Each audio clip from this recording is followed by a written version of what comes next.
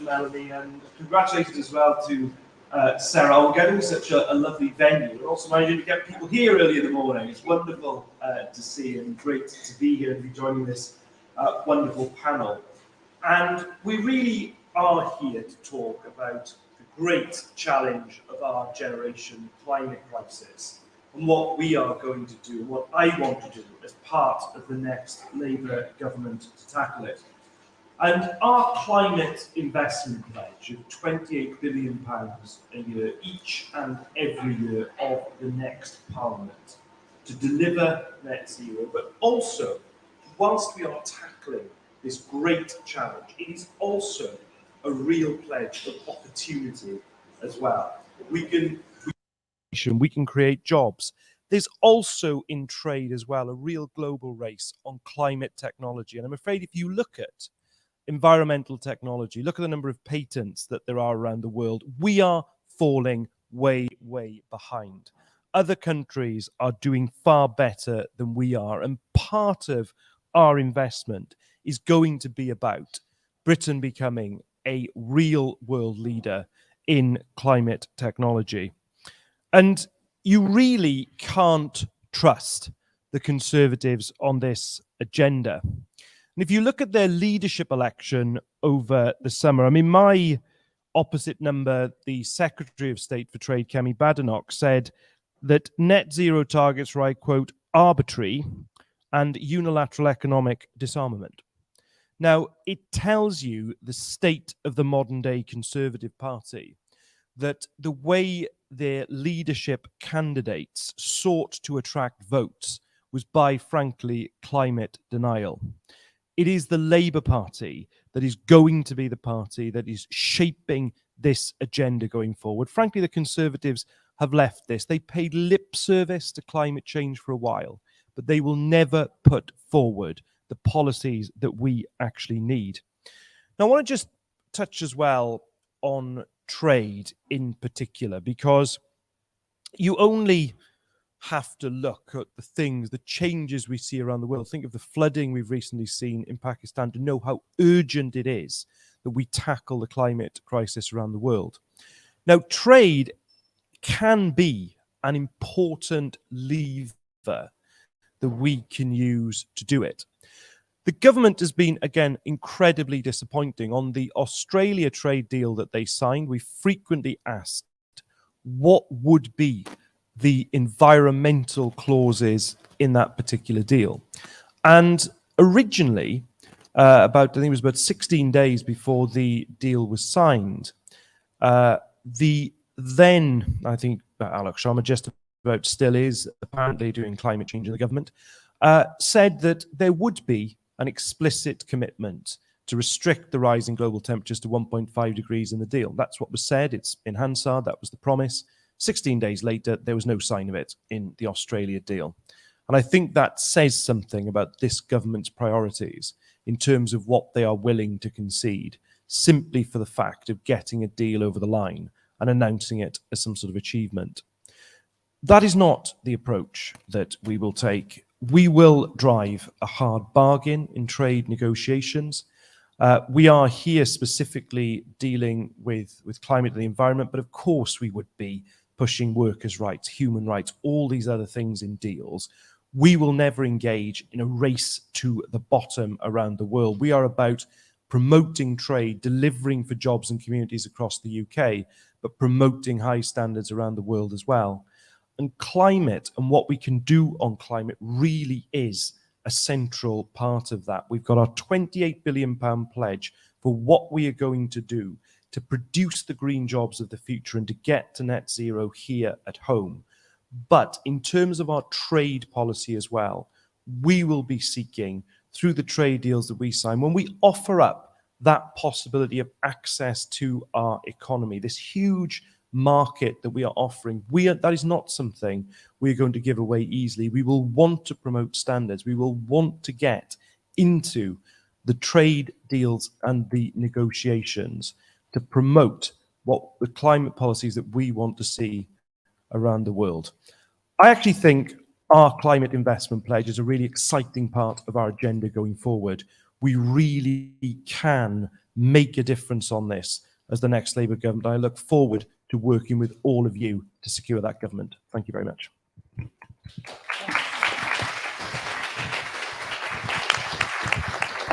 I think I should have said at the beginning, a particular thank you. I mean, I just think this conference is completely different to anyone I've been to. And the last 15 years so I've been involved with SERA for the last 15 years, trying to get somebody from, it was just unimaginable until recently to have somebody from the shadow trade team coming to talk about environmental stuff at Labour conference. And I think, thank you. And it just goes to show for us all how much, literally in the past 12 months, how much has changed within the Labour Party thinking about the environment, that, the leader's speech is leading on green jobs and green growth, and every fringe and today it's remarkable. So thank you. And, we just got to get the election and win it is the next thing, as you say. Right, so a small thing in our way. So I'm going to hand over next to Rosa Crawford, who's a policy officer at the TUC, who I guess is going to talk more about workers in this equation.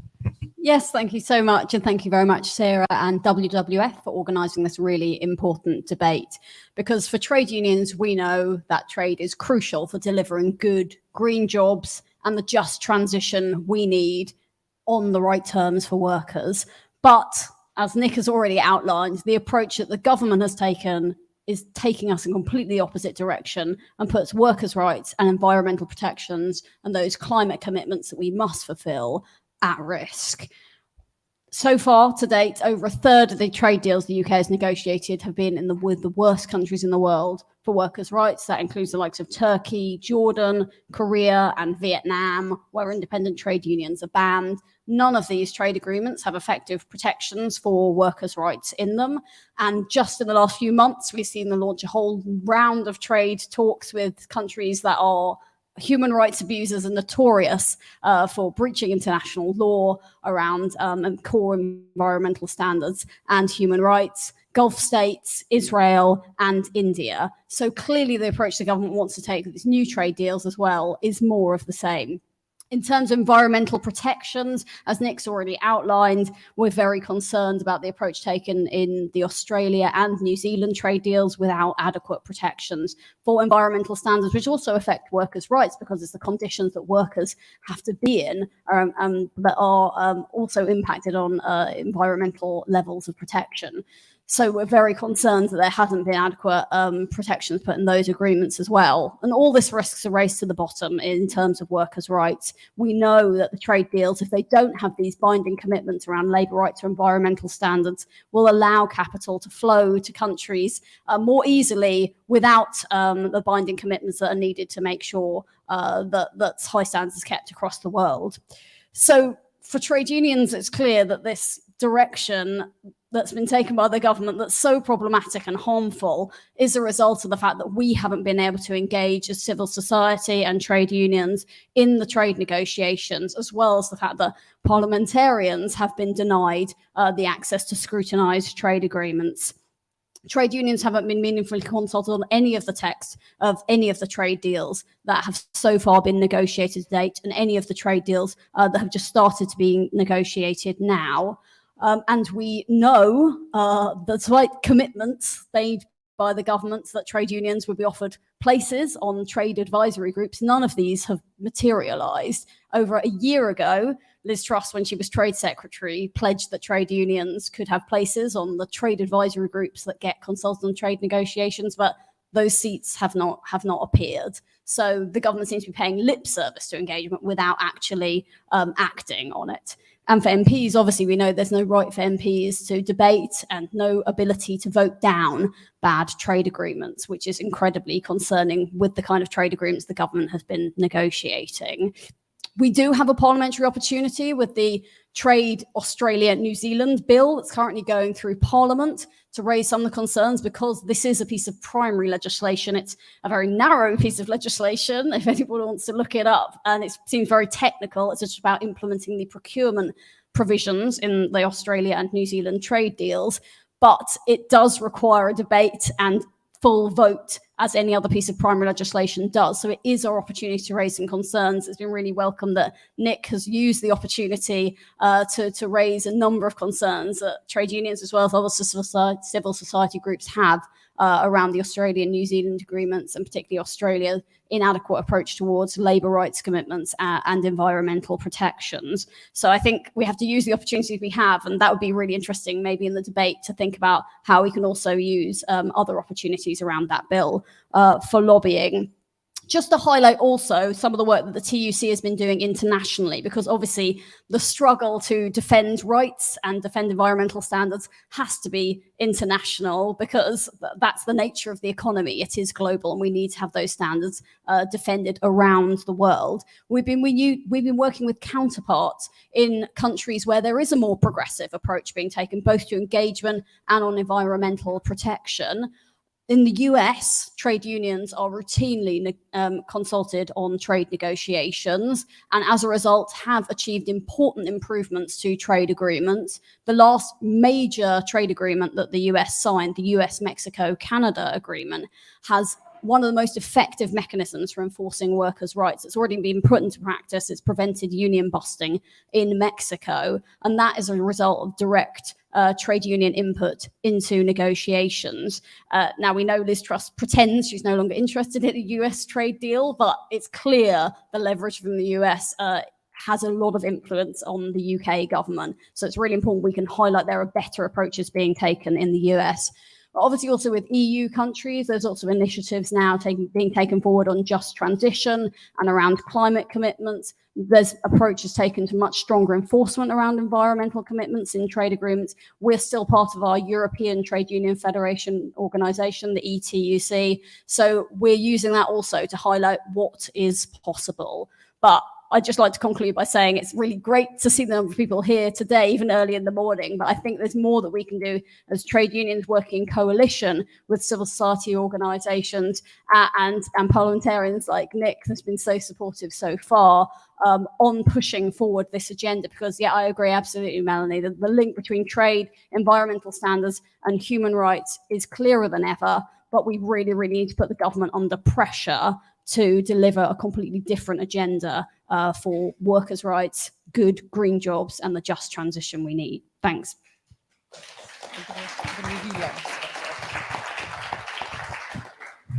Thank you. And so now I'm going to go to this end. We're going to do some tennis. And David Walsh, who is Head of Public Affairs at the WWF. Thank you very much. Yes, it's a real pleasure for WWF to be able to sponsor this event as well, and it's amazing to have such a collection of trade knowledge in one room. Like you say, it's not the kind of event that we used to do, and really impressive to see sort of how many people have turned up. So huge thanks to Matt and to everything SERA do to keep the environment high up on the agenda for the party.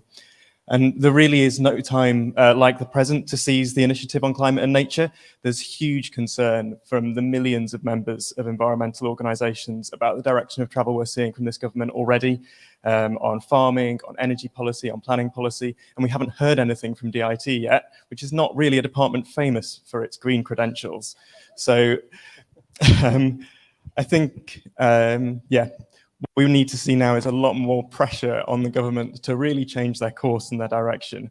I think WWF has done and spoken on a trade event at Labour Conference for the last 3 years, so hopefully it's not a surprise to see us and to understand that trade has a massive impact on the environment, on pandas and polar bears and puffins and all of that. But just in case you aren't aware of the problem, I think it's threefold. I think trade deals have impacts on UK businesses. When regulations differ, they make it harder for us to invest and to grow. There's the huge impact of UK consumption overseas and our global environmental footprint. And there's the risk that imports undermine the standards that we have here in the UK. And sitting above all of that, which I think people are often surprised to hear, we don't have any environmental standards for the 48% of food that we import and eat in this country. And to coin a phrase, that's a disgrace. And we're already seeing those problems come to light. We talked about the Australia deal, the handful of new deals that we've negotiated from scratch. There's very weak provisions on climate and nature. We've given away the biggest prize in our arsenal of tariff and quota-free access to a country that has the highest rate of deforestation in the OECD. We're all hoping that the Westminster government continues to back sustainable farming. We'll see if that happens, but our competitors aren't always making those changes. So in Australia and New Zealand, the agriculture sectors are exempted from their net zero targets, for example. And that's not fair competition for UK producers. And the answer to that is not to roll back our standards, but to demand more of what we import. And we should be using that really powerful lever of access to UK markets, as Nick said, to show the world that it is possible to do a different, sustainable, regenerative future for food production, rather than be part of the race to the bottom. So how can we make sure that that's working, that trade isn't causing harm to nature and climate here and overseas, and what can Labour do about it now and in power? I think first of all, Labour needs to call out the government when they get it wrong. There's a tendency to be very cautious to criticise new deals because nobody wants to look anti-trade. But we really need to be crystal clear that there is a good way to do trade and there is a bad way to do trade. There's a good way to do it for the climate, a bad way to do it for the climate, just as there's a good way to grow the economy and there's a bad way to grow the economy. And to do that, Labour should publish a trade policy. It could set really clear expectations and benchmarks for what a deal needs to do to be a good one. This government doesn't have a trade policy. It's never had a trade policy. Their objective was to get as many trade deals as possible, as quickly as possible. And that's not a trade policy. It's a scramble to get as many good headlines as you can, as quickly as possible. What we need is something that joins up action on trade, on climate change, on nature restoration, on our industrial strategy, on our growth strategy, on our international development strategy, on workers' rights. Trade cuts across all of those issues. And it would really strengthen the hand of our negotiators, because they can then go into a negotiation and say, here are some really clear red lines set by our parliament below which we can't go. And how do we make sure beyond that, that the trade that we're doing is driving a green transition and that trade is doing good? WWF suggests that we create core environmental standards, which set common minimum thresholds of sustainability for all food sold in the UK, whether it's produced here or imported. That would stop the products that are causing environmental harm from coming into the UK and getting access to our market. And it would protect UK farmers from being undercut by products made to lower standards. And it's a recommendation in good company. The Trade and Agriculture Commission, the National Food Strategy, the Committee on Climate Change have all suggested it. It should go straight into the next Labour manifesto. And finally, as Rosa pointed out, we need to improve scrutiny of trade agreements by the public and by Parliament. If trade policy in the last few decades has taught us anything, it's if the public aren't involved, if they're not engaged, they're suspicious of what it's doing and what it's for. We need better scrutiny before, during and after negotiations, and Parliament needs to have a simple yes/no vote on whether they agree with the deal or not. So 3 key points for Nick to take away: trade policy, core standards, public and parliamentary scrutiny.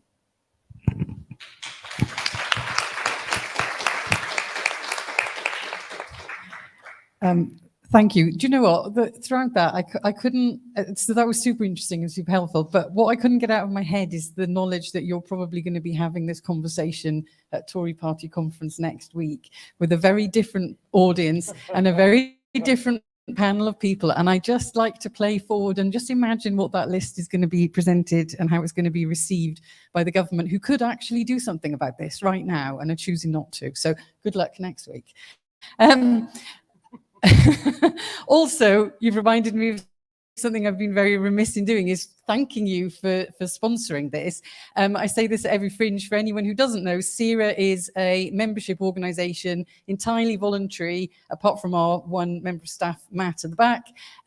Everything we do is funded either through the donations of our members or through sponsorship of events, as the WWF have kindly done with this today. So we're really grateful. We can't do anything without this kind of support. So thank you to our members and thank you to you for sponsoring. So, oh, you've got your own mic, so that's exciting. I'm going to hand over now to the new mic and to Ruth Bergen, who is Director of the Trade Justice Movement. Thank you. And thanks to SERA and WWF for inviting me to speak. If you haven't heard of us, the Trade Justice Movement is a network of 60 organisations who all think that trade needs to work for people and planet. I'm going to say a little bit more about climate change. It's already been said. I think you all probably know it, but I think this is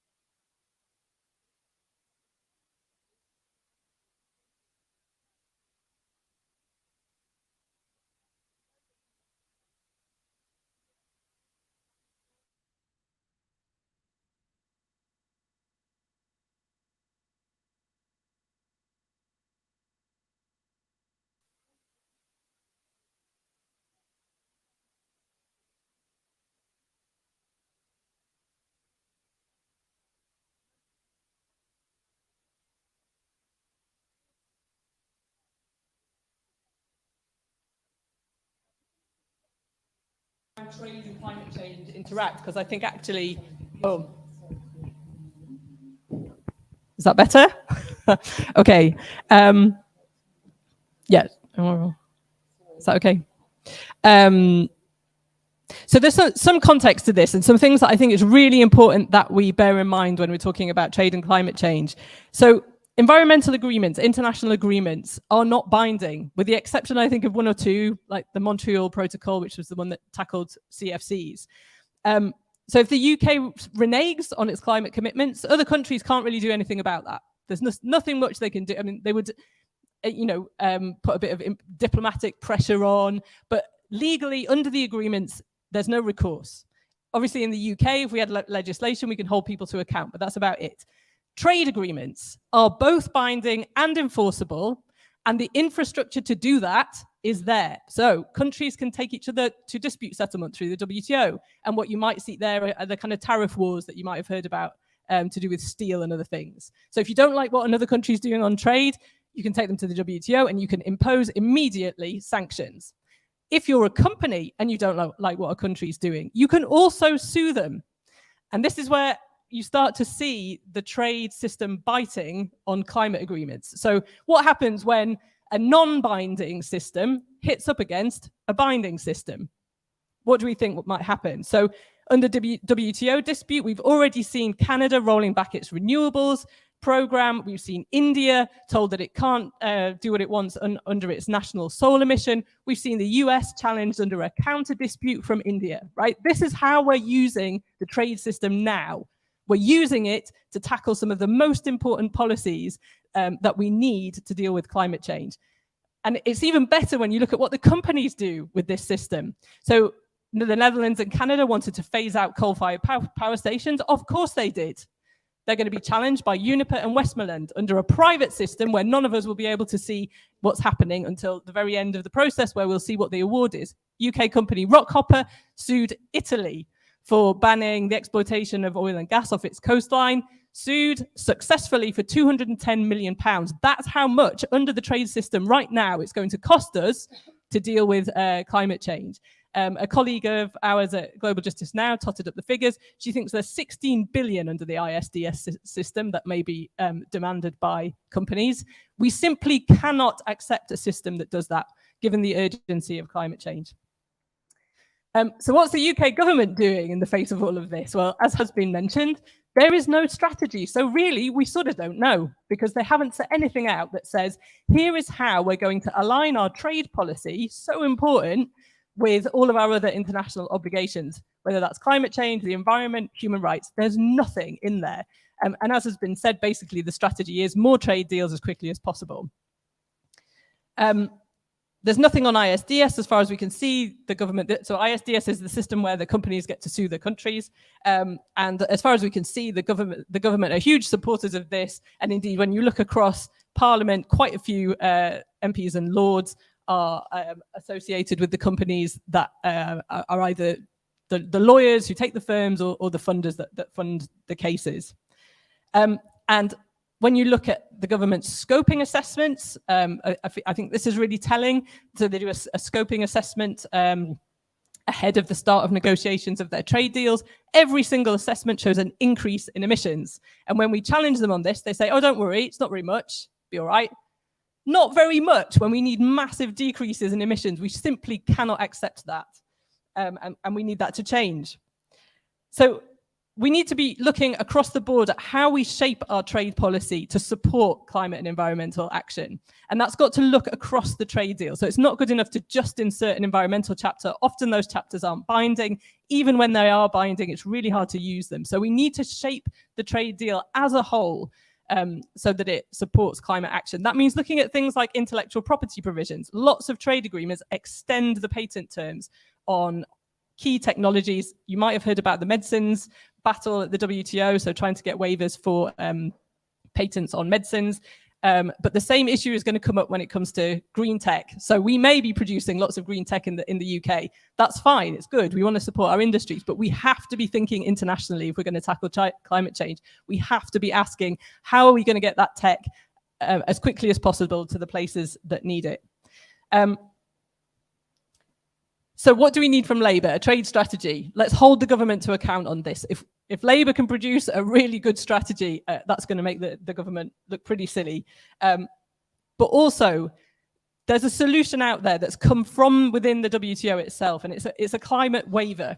So this has been applied to things like the Kimberley process for blood diamonds. It was applied for HIV and AIDS medicines about 20 years ago. And what it says is this issue is so urgent right now that nothing in this trade agreement is going to stop us from taking action on climate change and the environment. So within your strategy, something that says we are explicitly exempting climate action, both in the UK and in our partner countries, from challenge under the trade system. And it's technical, there are details that you need to work out, but I think a kind of headline commitment to that would send a really clear message about what our priorities are. And yes, on scrutiny, we have been doing lots of work in Parliament and elsewhere. The system for scrutiny is absolutely shocking. And what I liked about the Australia deal was the answer to why is there no debate on this on the first ever post-Brexit trade agreement, right? The things that were going to absolutely solve all of the problems post-Brexit, right? No debate on the floor of the House. Why? Apparently, the business managers didn't make time for it. So that's why we didn't get our debate. Anyway, so I'll finish there, but it's really great to be here, and thank you all for coming.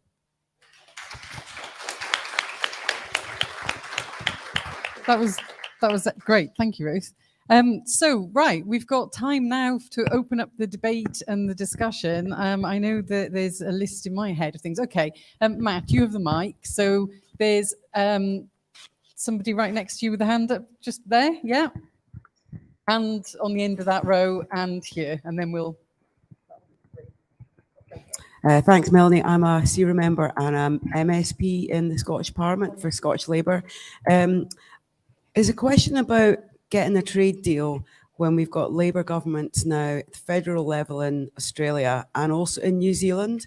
Is there a way that we can make that political link with them? Because it's not going to be good for Australia, given the horrendous forest fires they've had. So it's how you push climate change up their agenda as well. And then I was thinking about how we win the election. Is there a way for us to connect with consumers and with young people who are really worried about the impact of climate change and want to actually do something and make a difference?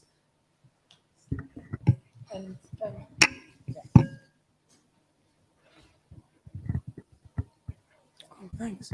Thank you, and good morning. Valerie from Islington South and Finsbury Council, are newly elected. I think Islington's been really great in terms of initiatives for recycling, reuse, reduce. And my question, and possibly a statement or issue, is that how do we combat local waste and educating within our schools and reducing, because as a UK Ghanaian diasporan, when I've gone to Ghana and seen the mass loads of just waste that's been flown over from all parts of the world, I do worry that we're putting so much pressure on LEDCs. So what can we do to have better infrastructure within MEDCs? Thank you.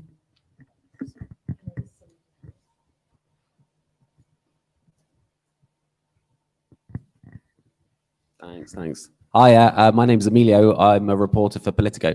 I've got a couple of questions for Nick.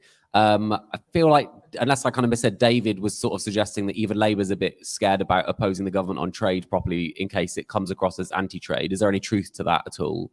And secondly, you talked about the 1.5 number in the Australia deal. Would that mean that any deal that Labour signs will include that 1.5 number in black and white, every single deal?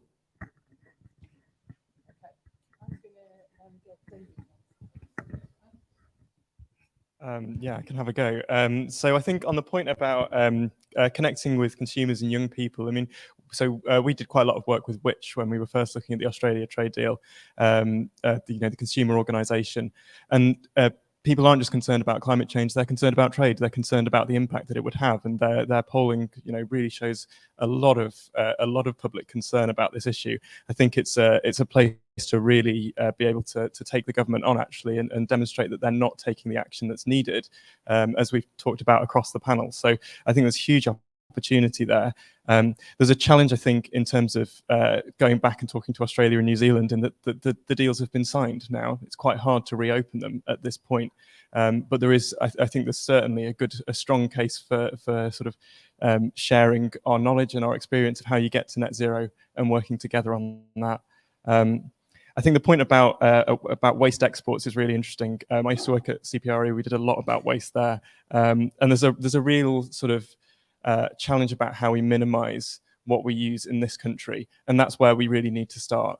And there's lots of opportunities there. The Environment Act gives the government powers to do plenty of good stuff to ensure that polluters are paying for what they're producing. So that those powers need to be taken up and used. There were things like creating a deposit return scheme was in that. It was promised about 5 years ago, and here we are 5 years later, and it's still not happened. That's something that the government needs to pick up and take on. I won't answer Emilio's question, but I wasn't suggesting that Labour were afraid. Oh, you've caused trouble now, haven't you? Right. Well, I'll come to Emilio's in a moment. I'll just pick up first of all, in answer to the issue of our contact with the Australia government. Absolutely. And well, frankly, it was easier in the trade negotiations, I can say quite honestly, to get information from the New Zealand and Australia High Commissions than it was from the government. And we do have really excellent links with the Australian and New Zealand Labour parties. And of course, the two deals are signed, and we've been given no opportunity, as Rosa has pointed out, to even have votes on the deals. So broken is the system of scrutiny in Parliament. But of course, the next Labour government can build on the Australia deal, and we can build on it, particularly on climate, because we know that the new government of Australia shares our priority in terms of tackling climate change. So we can do a great deal of work with the new government of Australia, to which we've already got an awful lot of excellent links. Really excellent question on local initiatives on plastic waste.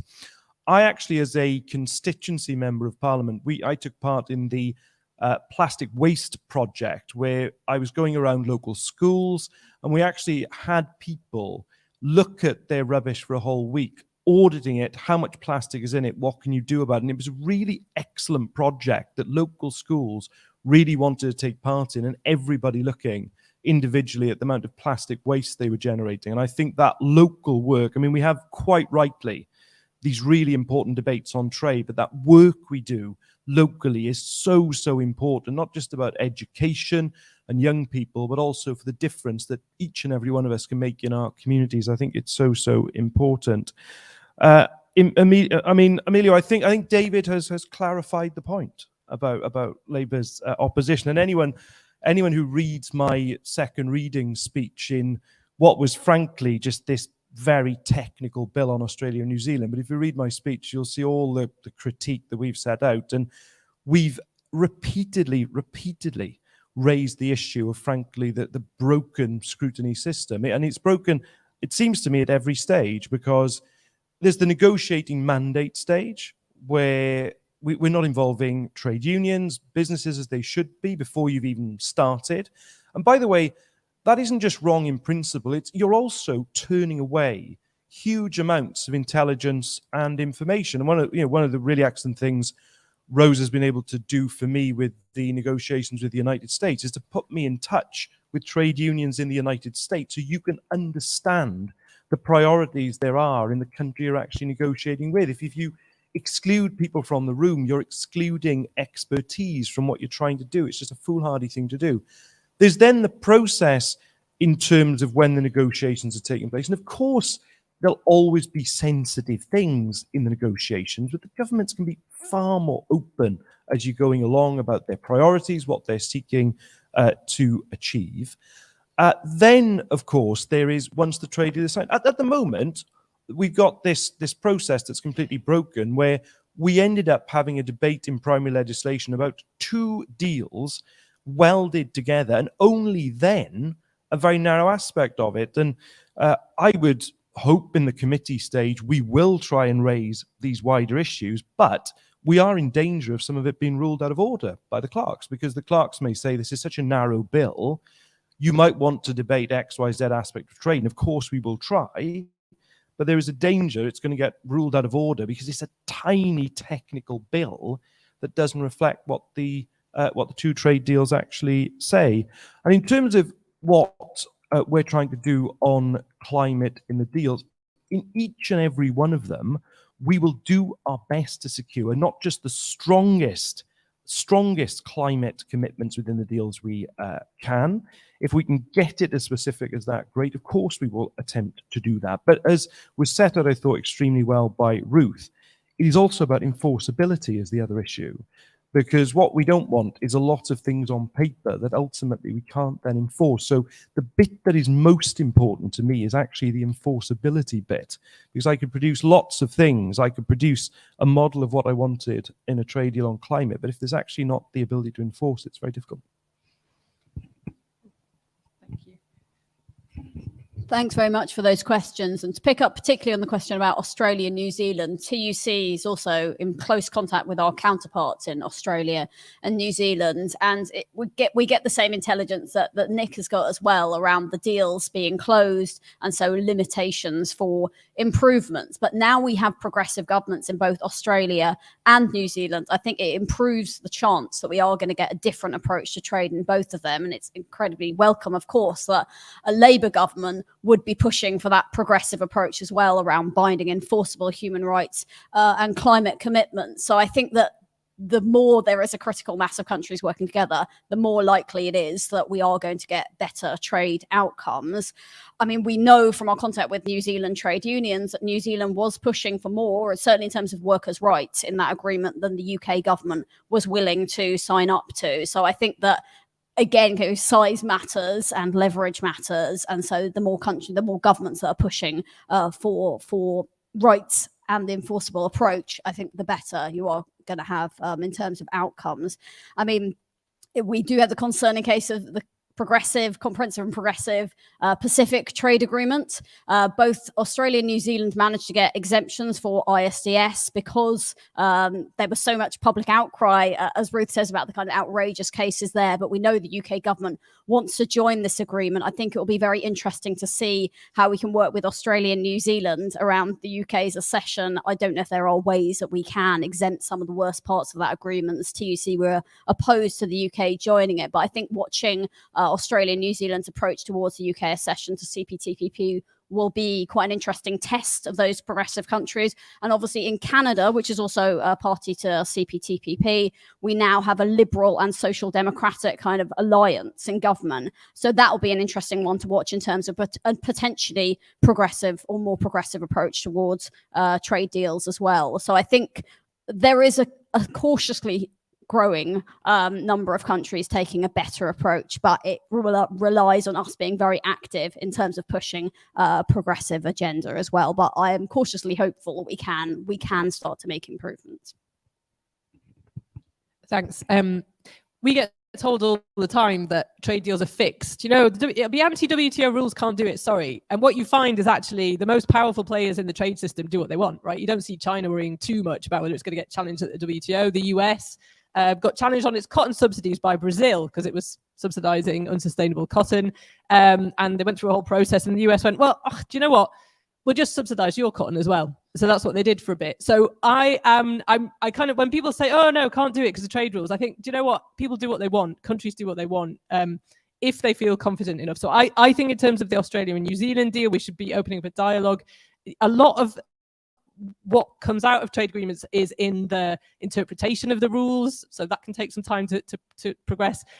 Quite often what you see are sort of side agreements that are annexed to trade agreements. I think there are things that we could be doing on existing deals. And we're seeing the UK is already renegotiating Canada and Mexico agreements, which we inherited from the EU. So I think we can think about how we improve deals once we've got them.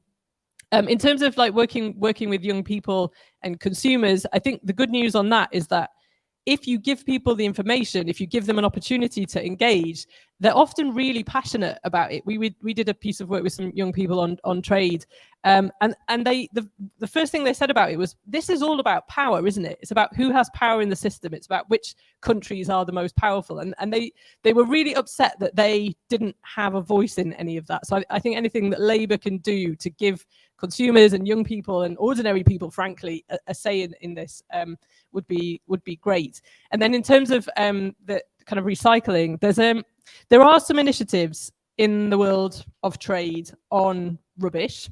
It's called the thing that I'm thinking of in particular is it's called the circularization.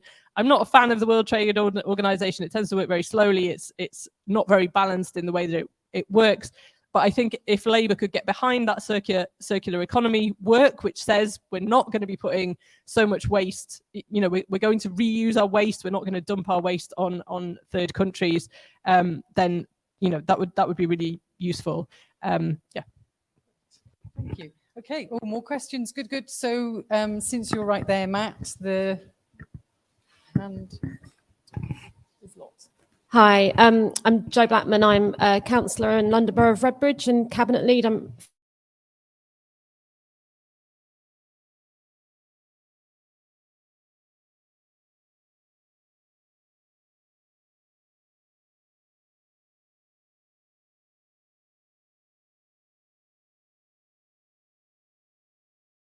for environment. I'm also work at Global to hear some opportunities, particularly the climate waiver I was really interested in. Maybe Ruth, could you say a bit more about whether there's other countries interested in that? I'm thinking particularly at EU level, which is a really significant trading bloc, and we know in other policy areas can often lead the way. And yeah, whether you think there's what scope there is for that as a policy solution to some of these issues. Right, so there is the two people in the front. Yeah. Hi, I'm George Perrett. I'm chair of the Society of Labour Lawyers Trade and EU group. So just a sort of couple of legal observations. One is it is worth having a good look at a lot of precedents and trade agreements that countries have negotiated with each other around the world with environmental and workers' protection and consumer protections. And in fact, we've done a bit of work on that, and that one can draw quite a lot of useful precedents and ideas from that. First legal point. Second legal point, always slightly edgy when somebody says, oh, well, the WTO set of rules, you can just ignore them.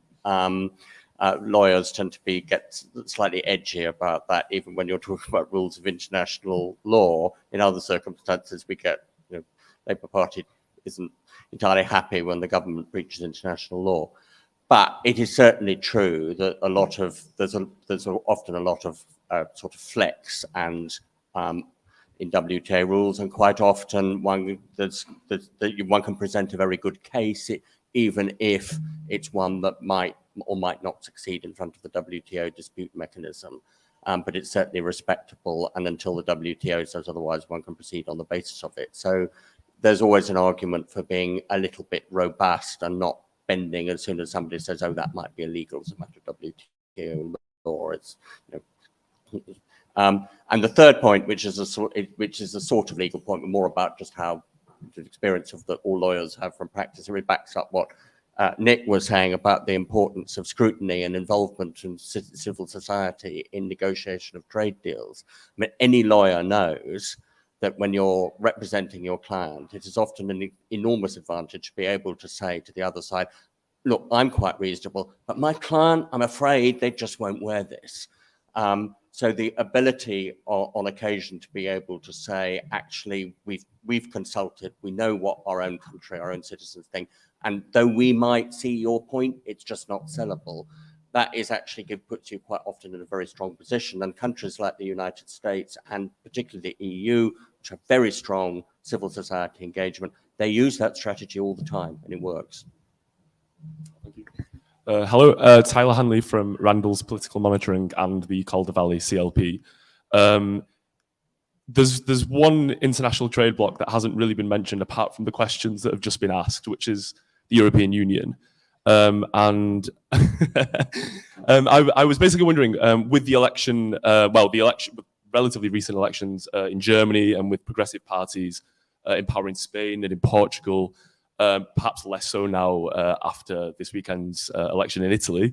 But nevertheless, is there an opportunity for the Labour Party, once in power, to re-engage with the European Union? Is it already doing this? And also, perhaps from a climate perspective, do you think it's worth it?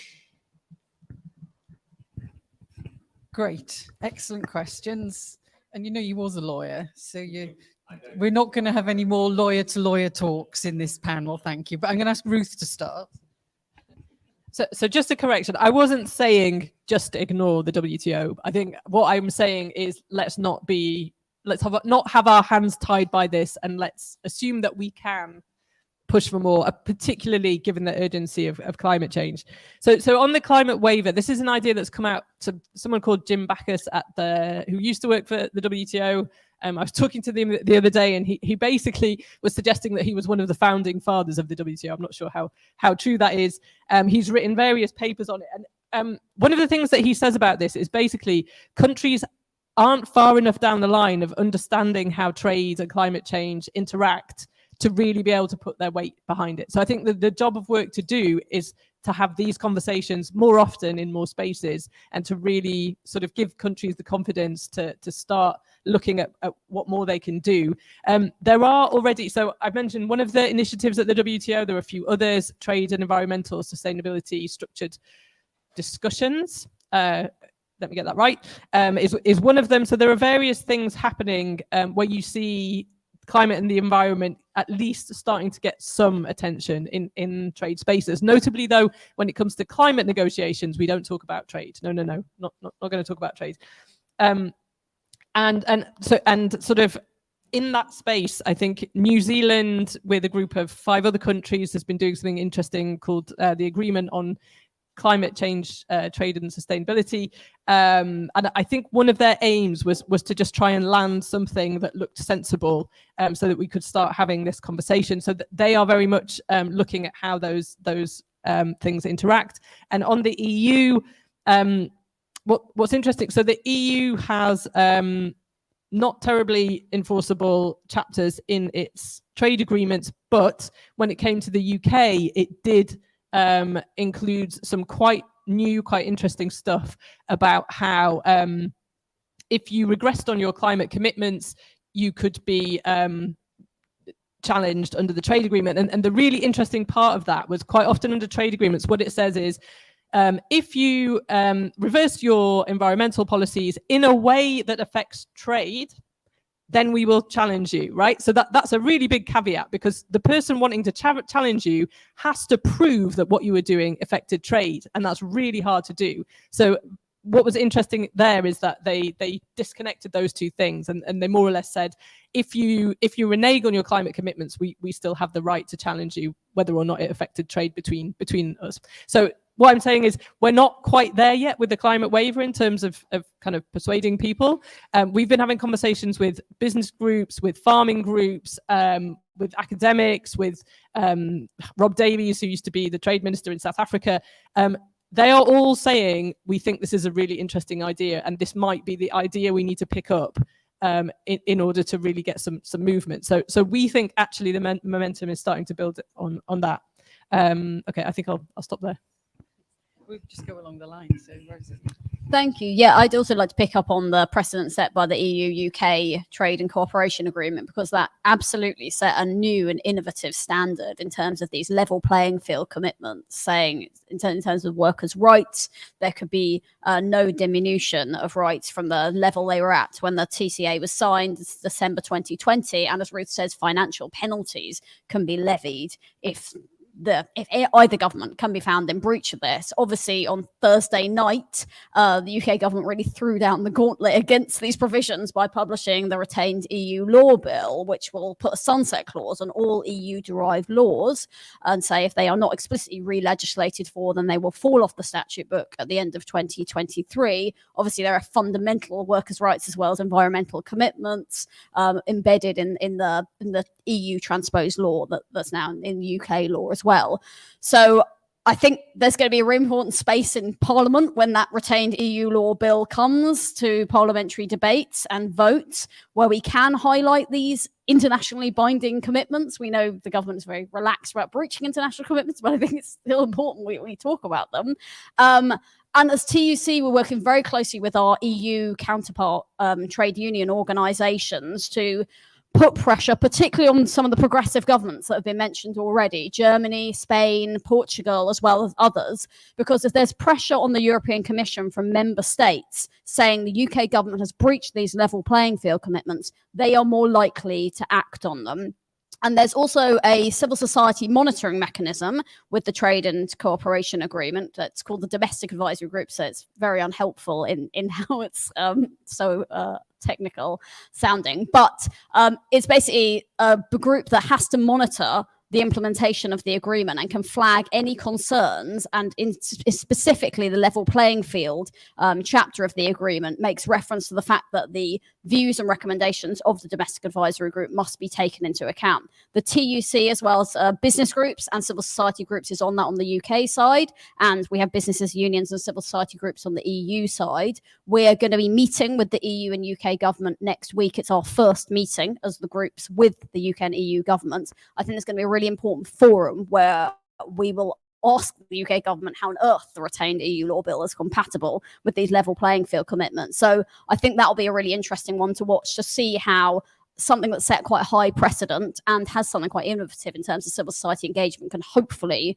hold the government to some of these commitments and have something better around enforcement.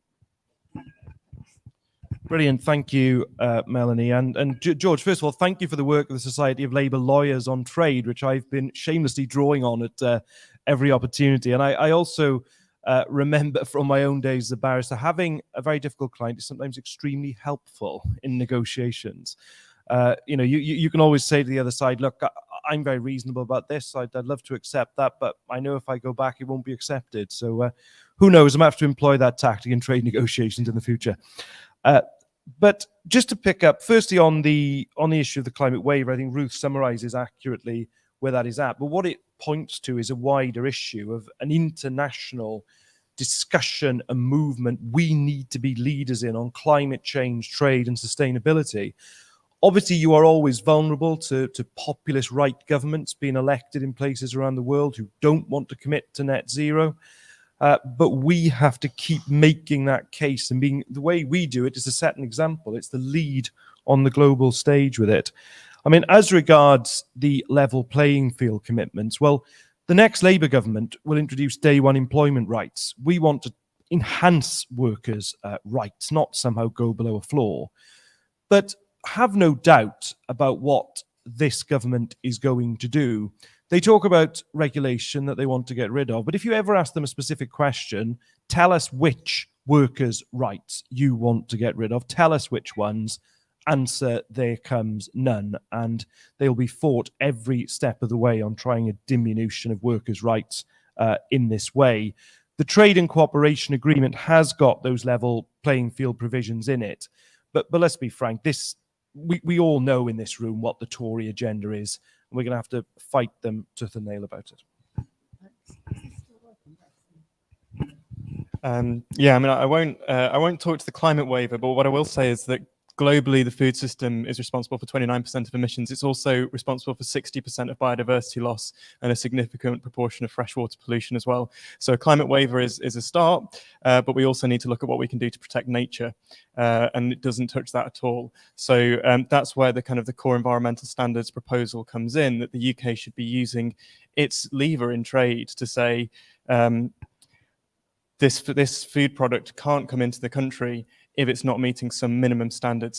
It has to be deforestation free in our supply chains. It has to be from an agricultural system that's moving towards a more regenerative future, where you're building your soil health, where you're doing stuff that brings back nature. And I think there's some really interesting precedents, to go to George's point about how that can work. Things like the Marine Mammals Protection Act in America, which sets out some minimum standards for how you treat marine mammals in your fisheries policy. And it was brought in over quite a long time. It was a long and complicated process, because it's telling your trade partners you can't sell this product into our market anymore is not an easy thing to do, but it's been a very successful policy and it's worked. And that's something and a lesson that I think we can all learn about how to go about sort of leading these global conversations, and saying the UK is going to be a leader in this space, and we need to work with those countries, with our partners, to make it work. It's an issue of design, that you can do this in a way that's consistent with WTO rules. You're allowed to set these kind of standards if you've got a really clear policy objective, you've got a scientific rationale, and you're applying them fairly to domestic and foreign producers. And obviously, a Labour government would hopefully be doing all of this good stuff on the future of farming. If you end up in a situation where the UK is doing one thing and your partners are doing another, then you're undermining your own progress there, and that's a real risk. Lessons to learn. We completely run out of time, I'm afraid. So maybe grab people or something. But thank you, everyone, so much for a really, really interesting discussion. Thank you again to the speakers. And it's been, a real honour for SERA to be able to facilitate this discussion. So thank you, everybody, and hang around for the next Fringe or come back later. We're here all day, all week.